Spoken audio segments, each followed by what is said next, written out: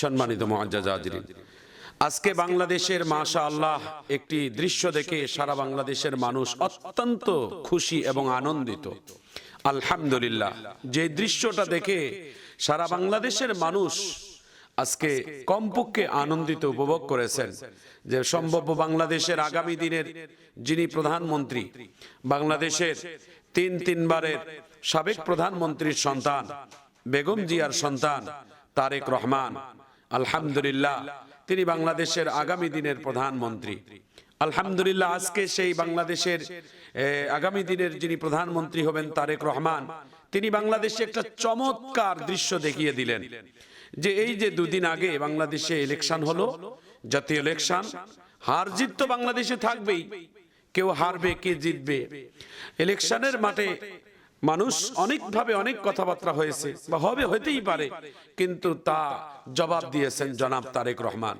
রাজনীতির একটা নতুন আবির্ভাব বাংলাদেশের জমিনে দেখা যাচ্ছে যে প্রধানমন্ত্রী হবেন সামনের যিনি তারেক রহমান, তিনি বিরোধী দলের প্রধান যিনি হবেন ডক্টর শফিকুর রহমান সাহেব, জামাত ইসলামের আমির, তার বাড়িতে নিজেই তিনি গিয়ে যায় আজকে দেখা করেছেন।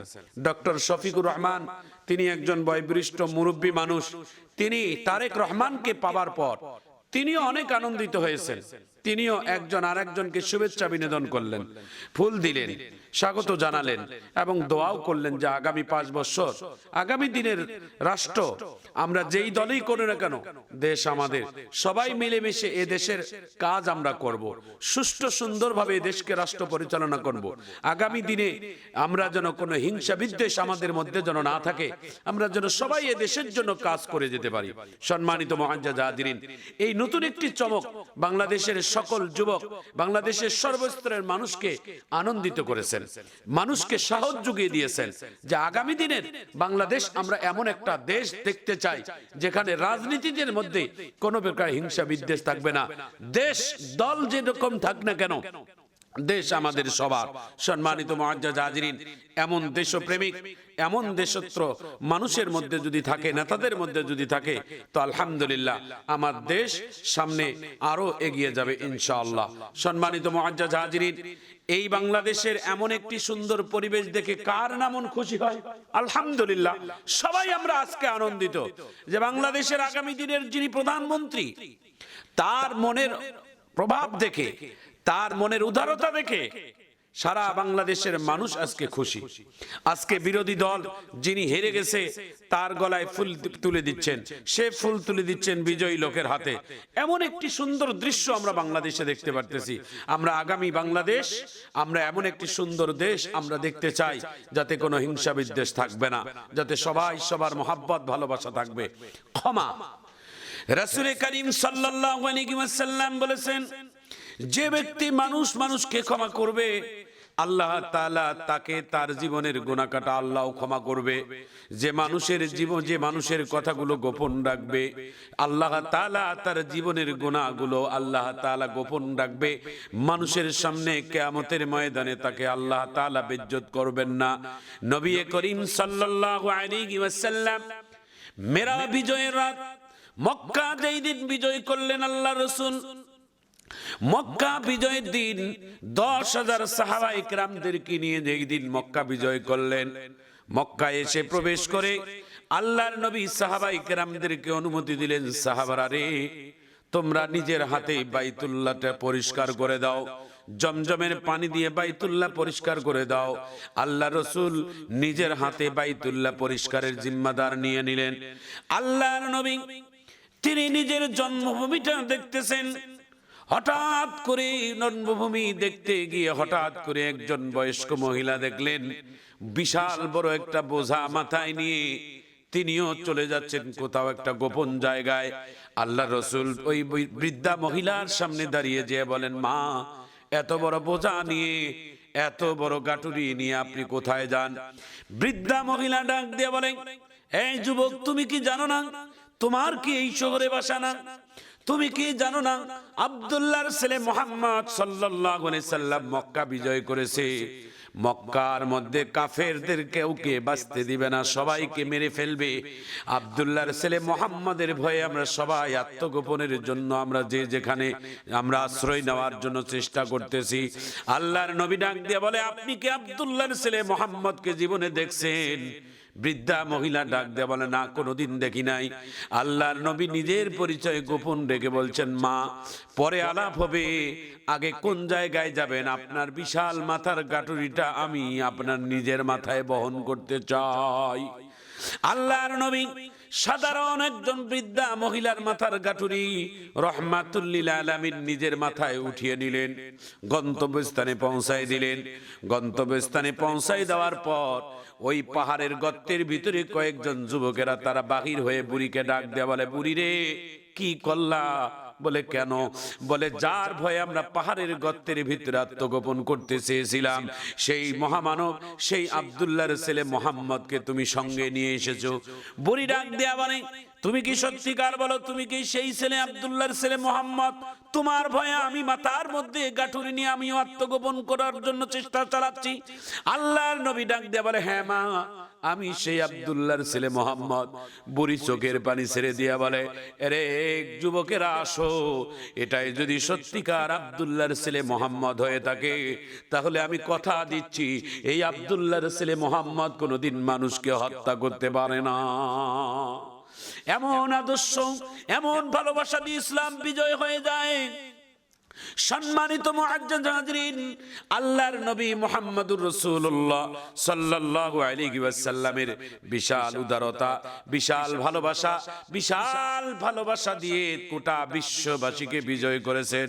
সুতরাং আগামীর দিনে যারা বাংলাদেশ শাসন করবেন, এমন উদারতা, এমন ভালোবাসা আপনারা দেখাবেন, যাতে করে পুত্র বৎসরের ভবিষ্যতের সব মানুষের বেদনাগুলো, কষ্টগুলো ভুলে যায়। হিংসা বিদ্বেষ ছড়াই কোনোদিন লাভ হবে না।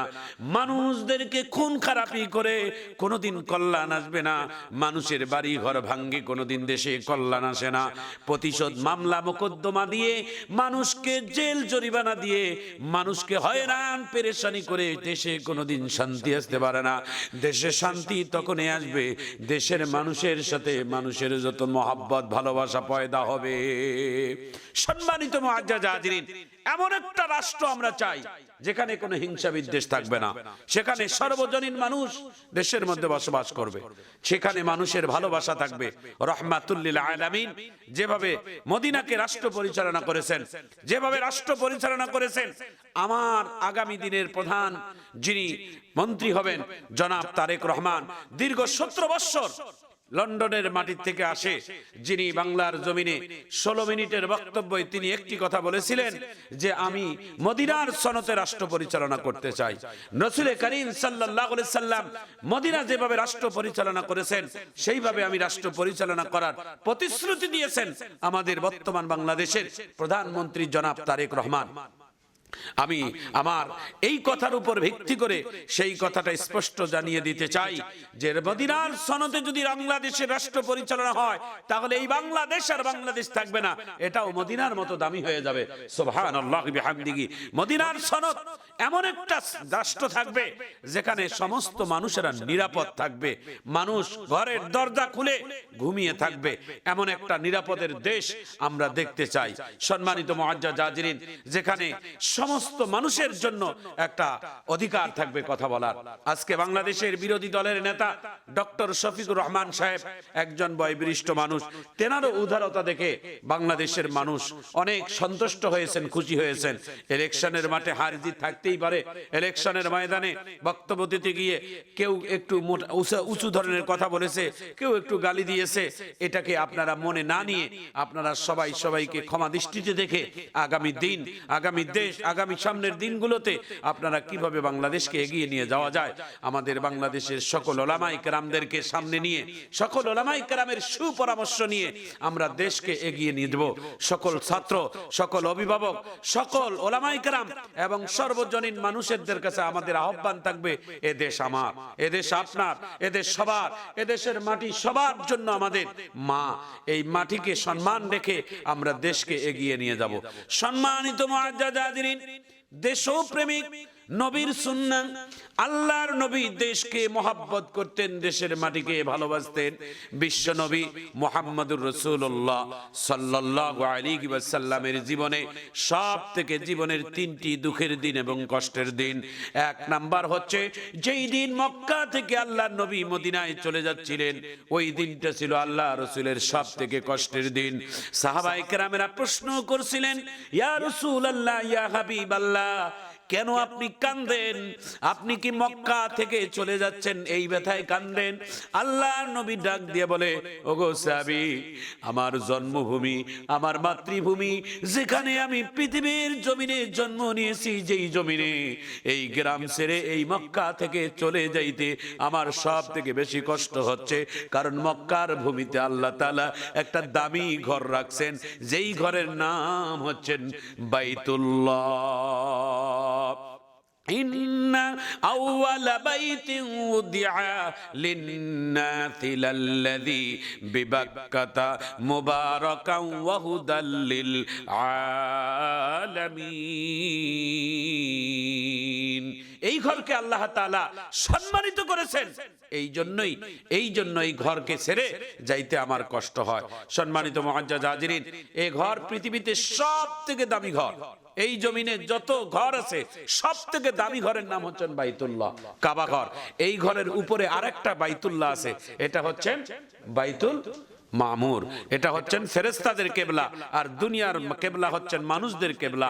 সম্মানিত মুআজ্জাজ হাজিরিন, এই বাইতুল মামুরের উপরে সরাসরি উপরে হচ্ছেন আল্লাহর আরশ। আল্লাহর আরশ মহল্লা, আল্লাহর আরশের নিচে হচ্ছেন বাইতুল মামুর, আর বাইতুল মামুরের নিচে হচ্ছেন এই কাবা ঘর বাইতুল্লাহ। এটা দুনিয়ার মানুষের জন্য একটা কেবলা, যেই দিকে কেবলার দিকে ঘুরে আমরা নামাজ আদায় করি।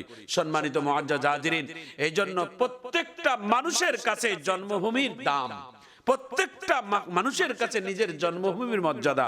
এই জন্য আমাদের মাতৃভূমির নাম বাংলাদেশ, আমাদের এই সুজনা সুফলা বাংলাদেশ, আমাদের এই লাল সবুজের বাংলাদেশ।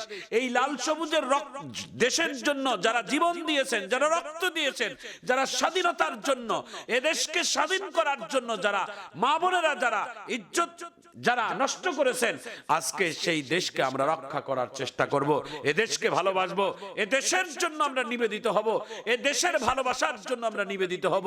আল্লাহ তাআলা আমাদের সবাইকে দেশপ্রেমিক হওয়ার, দেশের মহব্বত হৃদয়ের মধ্যে ধারণ করার এবং দেশ রক্ষার্থে সমস্ত ভালো কাজ করার আমাদের দেশ ও জাতিকে সবাইকে হেফাজত করুন। আগামী দিনে যারা বাংলাদেশ পরিচালনা করবে তাদের জন্য আমরা দোয়া, বাংলাদেশের যারা বিরোধী দল তাদের জন্য দোয়া, এবং যারা এই দেশের জমিনে দেশের জন্য যারা জীবন দিয়েছেন, যারা শহীদ হয়েছেন 1971 সনে, যারা মুক্তিযোদ্ধারা শহীদ হয়েছেন, আল্লাহ তাদের জন্য দোয়া। আল্লাহ তাআলা আমাদের দেশ ও জাতিকে হেফাজত করুন।